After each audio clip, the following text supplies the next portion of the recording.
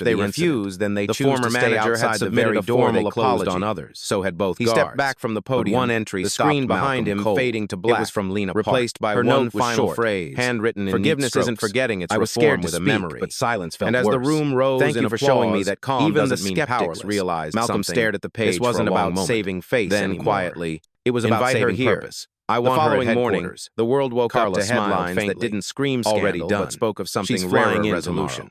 Williams and Associates when Lena walked into the building into culture she moved carefully. CO Malcolm Hayes, what to expect. Redefine's the last time she'd seen Malcolm inside he'd been standing in front of her sunlight like a storm through the glass atrium like quiet now she was walking into his employees world, the moved with a different kind of energy, calm, where power itself had an address. Grounded. Malcolm the elevator opened to the executive floor. Months earlier, sunlight poured across if change was possible, reflecting the city below. Carla met her with a warm nod. But Miss Park, welcome. Carla entered with her usual efficiency, holding a Malcolm rose from his desk as Lena entered. The former Miami staff accepted the reform program, he said. They She shook start her next head. week. More Malcolm humbled than nodded. tired. A faint He smile gestured for her flickering. to sit. Good. You spoke up when no one else Accountability did. means nothing That without matters the more than chance you to realize. rebuild. She I was placed another just document on tired his of desk. pretending not to see. Customer trust She said index softly. just hit an all-time Malcolm leaned high. forward. People aren't Good. just buying I our need more products, people they're like buying that. what we stand He paused, for. Then added, I'm he offering glanced you a at the new numbers, position, but director of didn't guest experience Then let's training. keep earning You'll it. help redefine Moments later, how every store Lena treats appeared at every the person doorway. who walks in. Mr. Hayes, Lena's the eyes ethics board widened. wants to rename Sir, our initiative I don't know if I'm company-wide. qualified. They're calling it You are. Protocol 6. Malcolm in interrupted honor of what gently. you started that Because day. you remembered Malcolm humanity paused, when others thoughtful. forgot policy. No. For a He moment, said she said gently. nothing. Don't name Then it after tears me. filled her Name eyes. it after the idea that Thank no you. one's dignity Malcolm is negotiable. stood, Lena offering nodded, his hand. her eyes Don't bright. thank me. Understood. Thank the version He of turned you back that to the refused to stay skyline. quiet. The city As Lena left gleamed, his office, alive, the skyline imperfect, glowed gold still with learning sunset. just like For the his first company. time since the You scandal know, began, he said quietly, Malcolm allowed the himself real a victory quiet isn't smile. that people know Justice, who I am it now. turned out,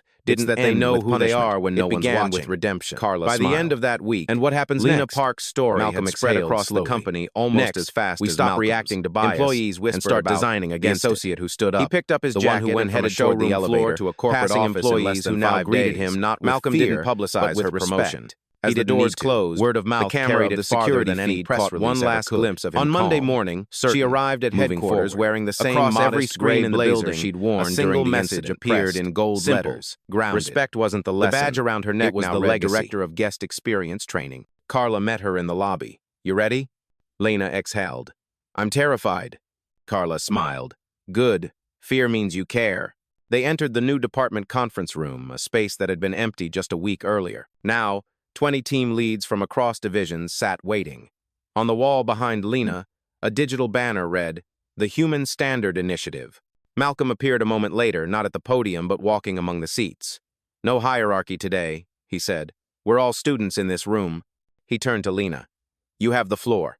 Her hands trembled slightly as she stepped forward. She wasn't used to addressing executives, but when she began speaking, the nervousness faded into something steadier. Last week, she said, I saw what happens when fear looks like policy. I stayed quiet until someone else's silence became unbearable. That won't happen again, not here, not under my watch. The room was still. A few people nodded slowly. Malcolm stood beside her, arms folded. This program, he explained, isn't about compliance. It's about conscience. Every interaction we have with a customer, a coworker, a stranger, it tells them who we are. Hey, Carla projected the next slide. Real testimonials from customers describing subtle bias, small humiliations, microaggressions no survey had ever captured. Words like ignored, talked over, watched too closely filled the screen. Malcolm looked around the table. These words are our report card. Fixing them starts here. He motioned to Lena. She drew in a breath. The first step is active listening. We'll conduct interviews with clients, not about what they bought, but how they felt walking in. Someone asked, and if the feedback is ugly? Then we thank them, Malcolm said simply, because truth is still a gift. A quiet laugh broke the tension. The room's energy shifted from fear to focus. By the end of the meeting, everyone was taking notes, ideas colliding faster than they could write them down. When the session ended, Malcolm lingered by the door, watching the team file out. Carla joined him. It's starting, isn't it? She asked. He nodded slowly. The real reform always starts small, one voice that refuses to stay silent. He turned toward the skyline beyond the glass wall, where morning light hit the company's silver logo. Yesterday, we sold luxury, he said. Tomorrow, we'll sell trust. Carla smiled. And today? Malcolm looked back at the empty chairs where something new had just begun. Today, he said, we prove we deserve both. 3 weeks later, the pulse of Williams and Associates had changed. What used to be whispered fear in hallways had become open conversations in meeting rooms. People were talking not about numbers, but about behavior. Malcolm watched it unfold from the top floor. For the first time in years, he didn't see silence. He saw movement. Carla entered his office, holding a new report. Preliminary results from the Human Standard Initiative, she said, laying the file on his desk. Customer satisfaction is up 20%. Staff turnover dropped almost overnight. Malcolm leaned back, processing. Respect works faster than marketing ever could. Carla hesitated, then added, but there's something else. She slid a second document forward. A journalist wants an exclusive feature. They're calling this the Redemption Company. He almost smiled. Redemption isn't the headline. Accountability is. Just then, his phone buzzed. A notification popped up from an internal feed. Lena had posted a company-wide message. It's been 21 days since the incident. For those still learning to speak up, remember, courage isn't loud, it's consistent. Malcolm read it twice before nodding. Put her on the docket for the leadership summit next quarter. She needs a bigger audience. Carla grinned. Already scheduled. That afternoon, Malcolm made an unannounced visit to another flagship location, Chicago. No cameras, no entourage, just the same understated suit and that quiet power everyone now recognized. The manager there, a young man named Deshawn, spotted him instantly and froze. "Mr. Hayes, welcome, sir. We've been expecting the audit team, but not you personally." Malcolm smiled faintly. "Audits can wait. I'm just here to see if people feel seen." As he walked the floor, the atmosphere was different from Miami. Associates greeted guests warmly, not because they had to, but because they wanted to. A woman of color behind the counter offered a customer coffee while explaining a return policy. Another associate crouched to talk eye level with a child holding a shopping bag half his size. It wasn't perfect, but it was progress. Malcolm stopped near the display case, where a plaque had been newly mounted. It read, "Every guest deserved dignity." He traced the engraved words with his thumb. "Who came up with this?" he asked. Deshawn stepped closer. "We did. Thought it was time we put our mission on the wall, not just in memos." Malcolm nodded, something warm flickering behind his usual composure. "Keep it there. Let it remind everyone, including me, why we built this in the first place." As he left, a customer near the door recognized him and whispered, "That's him, the CEO." "Oh." Malcolm turned slightly, offering a polite nod, then said, "No, I'm just a man making sure the next person doesn't have to prove they belong." Outside, the city wind caught his coat. He paused for a moment, looking up at the reflection of his own brand on the glass tower. The world was watching Williams and Associates, and for once, he was proud of what it was finally learning to reflect. A month after the Chicago visit, the momentum didn't slow, it multiplied. The story of Williams and Associates had turned from scandal to study case. Universities called it the Hayes effect. Industry leaders sent delegations just to observe how one company rebuilt its culture from the inside out. But for Malcolm, progress was never enough. He knew real change only mattered when it held under pressure. That morning, he stood in front of a long oak table inside the corporate conference room, facing his senior board. Carla sat to his right. Lena, now part of the leadership team, to his left. On the wall, the company motto glowed in silver, "Respect is the new standard." Malcolm folded his hands. "Let's review the compliance audit," Carla began. 90% of branches passed the empathy training. The remaining 10% show resistance, mainly older management. They're calling the program overcorrection. Malcolm nodded slowly. "Good. That means it's working. Change that doesn't upset comfort isn't change." One of the board members, a gray-haired man named Porter, cleared his throat. "Malcolm, with respect, this company's profitability relies on stability. Constant moral crusades could cost us clients." Malcolm's expression didn't shift. "If a client leaves because we value human dignity, they were never our client, just our customer." Porter leaned back, stung but silent. Lena glanced toward Malcolm, her voice measured but firm. "The staff looks to you for courage. If you pull back now, they'll think the movement was a performance." Malcolm met her eyes. "I didn't come this far to play theater," Carla added. "There's another issue. Some media outlets are twisting the story, claiming the incident was staged." Malcolm exhaled slowly. "Let them." The room went quiet. He stood and walked toward the glass wall overlooking the skyline. "The truth doesn't need PR. It needs consistency. Keep the cameras out. Let the results speak." Lena leaned forward. "Then we'll double down on transparency. Publish every metric: customer experience, complaints, internal reviews, no edits." Malcolm turned back.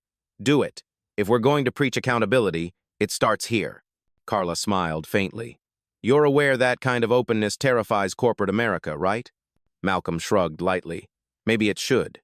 He looked around the table, his voice lowering but carrying more weight.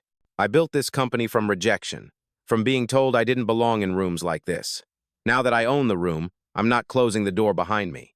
The boardroom fell into complete silence. For the first time, even Porter seemed humbled. Malcolm returned to his seat. "Let's finalize it. I want Williams and Associates known not just for luxury, but for integrity. We're not selling status anymore, we're selling example." Carla nodded, tapping her tablet. "Consider it done." As the meeting ended, sunlight flooded through the glass, reflecting off the words etched on the far wall. We lead by listening. And for the first time in the company's long history, that phrase wasn't a slogan, it was the truth. 2 months later, the transformation inside Williams and Associates had become undeniable. The company that once measured worth by wealth now measured it by awareness. Every branch window carried a new decal. Luxury, integrity, humanity. But behind the public praise, Malcolm knew the real test was still coming. Change, after all, doesn't stay quiet, it gets challenged. That challenge arrived one gray Tuesday morning. Carla entered his office with a look that said the news wasn't good. "Sir, the Miami flagship team, the one where everything began, they filed an appeal." Malcolm raised an eyebrow. "An appeal?" "They're contesting their terminations, claiming unfair dismissal, emotional distress, defamation. They hired legal counsel. It's making noise." He exhaled through his nose, calm but disappointed. "They still think this was about punishment." Carla nodded. "They say they were set up, that you went undercover to provoke them." For the first time in weeks, Malcolm leaned back in his chair, staring out the window. The skyline reflected in the glass like a quiet jury. "Then we'll show them it wasn't theater. It was a mirror." Within hours, his communications team scheduled a hearing with the ethics board and a live press stream, a public response rather than a courtroom battle. When the day came, the company auditorium was full. Reporters, employees, cameras, it felt like déjà vu. Malcolm stepped onto the stage in a charcoal suit, no notes in hand, just conviction. "Some people believe justice should happen behind closed doors," he began. "But this company learned its hardest lesson in front of the world, and that's exactly where we'll answer it." The crowd fell silent. Even the sound tech stopped typing. "Let's be clear," Malcolm continued. "Those who were terminated weren't punished for mistakes, they were held accountable for choices. Every action was documented, every word recorded, every opportunity given, but what they called bias wasn't mine, it was theirs." On the large screen behind him, security footage played quietly. The moment the manager sneered, the guard's hesitation, Lena's trembling courage. The room's energy shifted from doubt to reflection. Malcolm gestured toward the footage. "This isn't humiliation, it's education. We're not replaying shame. We're reminding ourselves where silence leads." A journalist raised her hand. "Mr. Hayes, some say you went too far blurring the line between leadership and spectacle. How do you respond?" He looked straight at her, voice low but sure. "Spectacle is when you perform to be seen. Leadership is when you act so others finally see themselves." A murmur spread through the crowd, followed by applause, slow, deliberate, unanimous. Malcolm waited for quiet again before finishing. "The ones who filed this appeal won't lose twice. They'll be offered a choice. Attend the new empathy program as participants, not staff. If they refuse, then they choose to stay outside the very door they closed on others." He stepped back from the podium, the screen behind him fading to black, replaced by one final phrase: "Forgiveness isn't forgetting, it's reform with a memory." And as the room rose in applause, even the skeptics realized something. This wasn't about saving face anymore. It was about saving purpose. The following morning, the world woke up to headlines that didn't scream scandal but spoke of something rarer: resolution. Williams and Associates turns controversy into culture shift. CEO Malcolm Hayes redefines corporate justice. Inside headquarters, sunlight spilled through the glass atrium like quiet approval. Employees moved with a different kind of energy, calm, proud, grounded. Malcolm stood at the same window where, months earlier, he had wondered if change was possible. Now he knew it was. Not perfect, not complete, but real. Carla entered with her usual efficiency, holding a new report. "Sir, the former Miami staff accepted the reform program. They start next week." Malcolm nodded, a faint smile flickering. "Good. Accountability means nothing without the chance to rebuild." She placed another document on his desk. "Customer trust index just hit an all-time high. People aren't just buying our products, they're buying what we stand for." He glanced at the numbers but didn't linger. "Then let's keep earning it." Moments later, Lena appeared at the doorway. "Mr. Hayes, the ethics board wants to rename our initiative company-wide. They're calling it Protocol 6, in honor of what you started that day." Malcolm paused, thoughtful. "No," he said gently. "Don't name it after me. Name it after the idea that no one's dignity is negotiable." Lena nodded, her eyes bright. "Understood." He turned back to the skyline. The city gleamed, alive, imperfect, still learning just like his company. "You know," he said quietly, "the real victory isn't that people know who I am now. It's that they know who they are when no one's watching." Carla smiled. And what happens next? Malcolm exhaled slowly.